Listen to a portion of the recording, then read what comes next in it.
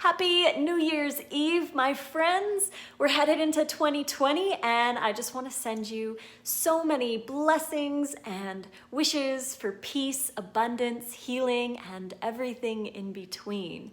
Today's video, I wanted to talk about the reasons why we give up on our resolutions. Now, not everybody makes resolutions, but there is some kind of a feeling going into the new year of a clean slate, like we can start fresh and change certain things about what we're doing in our daily lives.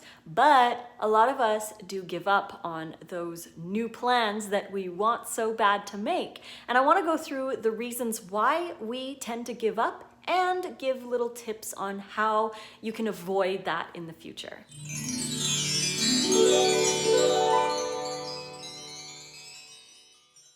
The first reason why we give up is because we expect fast results. We expect things to happen right away. So even 3 days into your New Year's resolution, if things aren't working, then we typically will go back. But we need to give ourselves patience.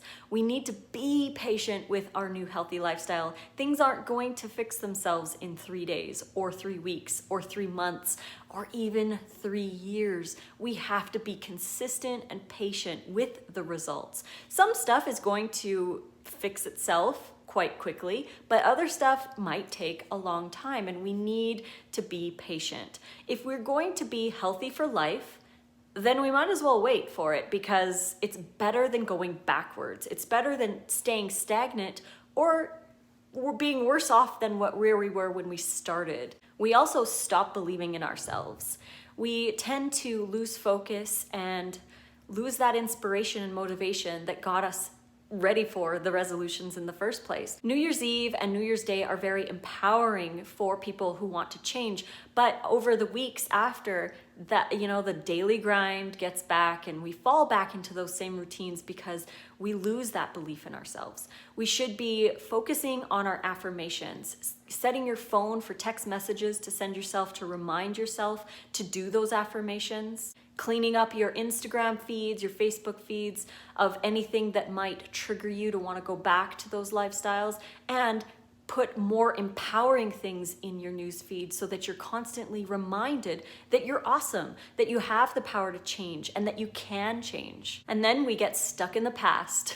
We fall for the same comfort foods, the same traditions that we loved from our childhood. We need to change what comforts us. So get rid of food out of the equation. The raw food is going to be awesome, but it's not going to give you that intense dopamine hit that a dense calorie or cooked food or junk food or animal products are going to give you.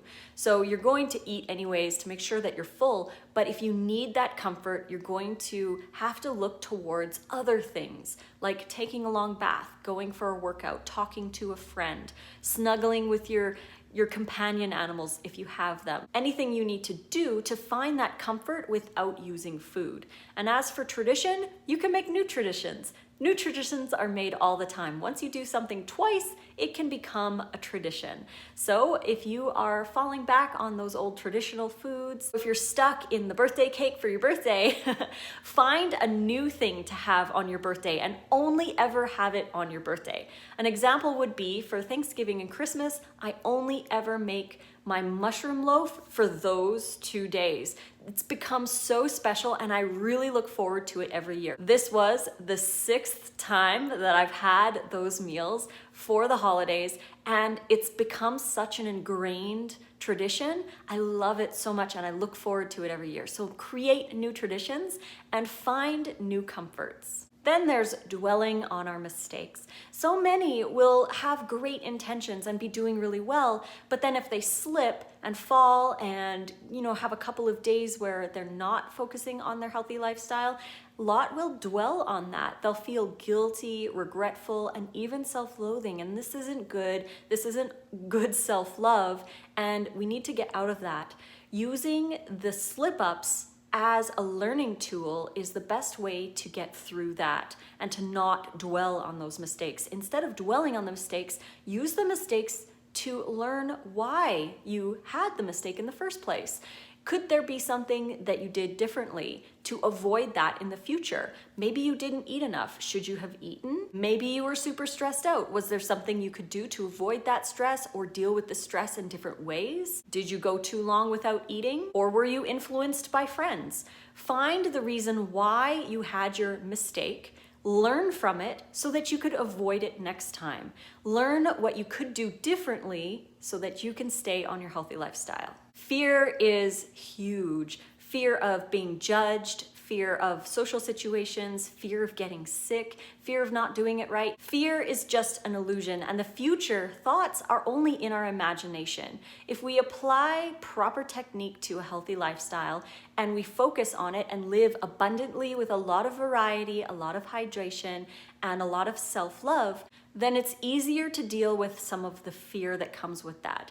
Fear of being judged is a big one because we don't want to be judged, and we shouldn't be judged for eating healthfully. The reason why a lot of us are judged for eating healthfully is because the person who's judging is most likely feeling bad within themselves that they should be taking the same initiative as you are. All you really need to do is just be a good example. Keep doing what you're doing. Show your friends and family that it's possible to change, and do it with a loving heart.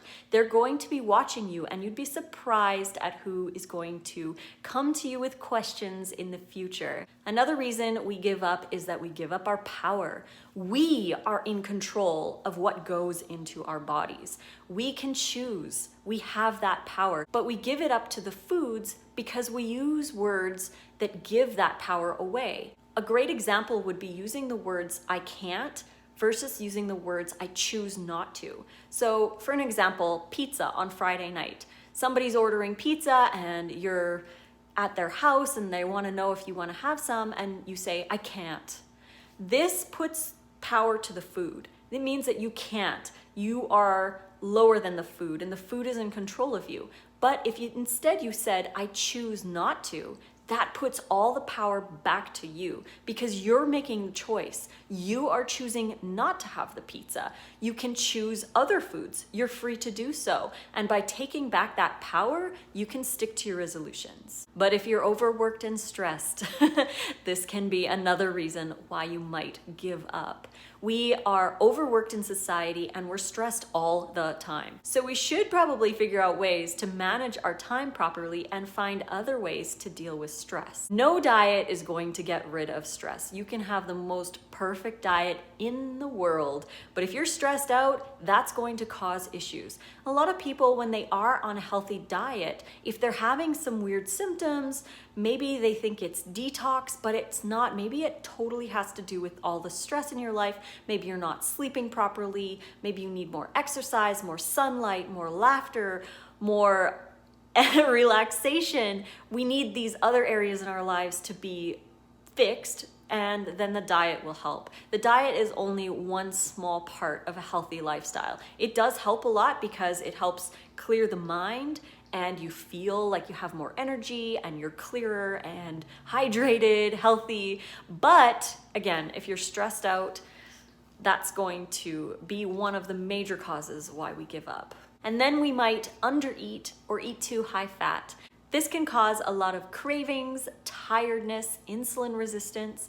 We don't need this in our lives when we're trying to change our lives. So focusing on eating more calories and keeping those calories low fat is really going to help.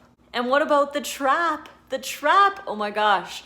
That's one of the things that a lot of people fall into and makes them give up on their resolutions. I've done videos on this in the past, but the trap is when you're feeling healthy, you feel like you're on top of the world, you feel like everything's going great, you're losing weight, your skin's clearing, and you could have a little bit of pizza or chips here and there. That's the trap. You're feeling so great that you think, what about a little bit? It's not going to matter. But for many of us, it does. It is like the floodgates open and it allows all of this other kind of food to come into your life. Because if you had that and you didn't feel too horrible, then you could have this and you might not feel too horrible. And before you know it, you're off your healthy lifestyle. So that is the trap, and that's something that we need to avoid. So if you're feeling great on your New Year's resolution and you're doing really good, stick to it. Remember that giving in to the trap is only going to bring you back to where you were eventually. Not everybody falls into that, but the majority of us do. And how many times have we said, this is the last time? How many pounds have we gained having our last meal? It's just not worth it to give in to those things. And finally, the 10th reason why I believe that a lot of people give up is the perfectionist mindset.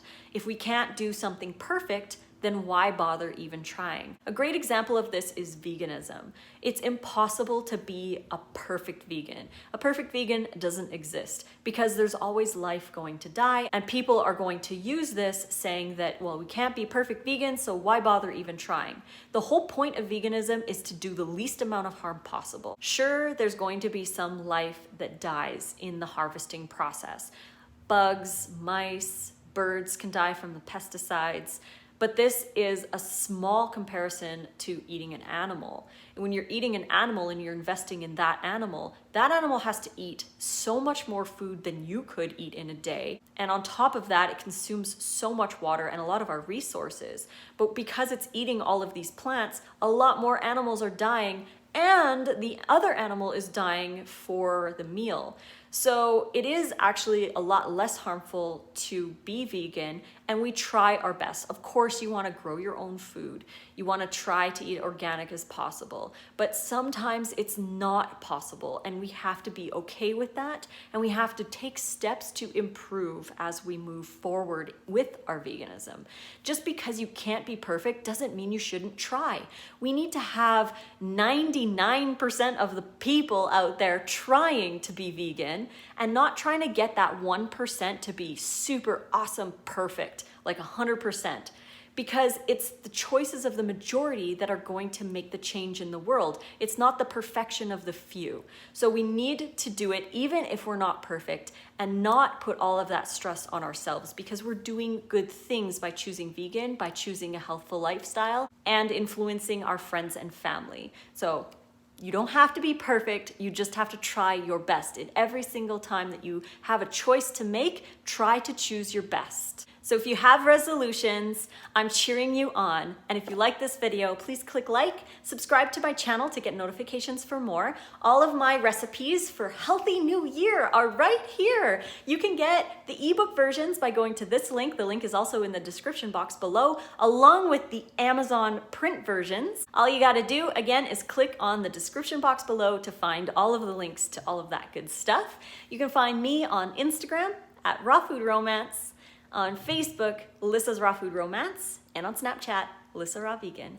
3 cheers to a wonderful 2020. I love you guys so much. Thank you for all your ongoing support. It means the world to me. Big hugs and kisses and fruit on.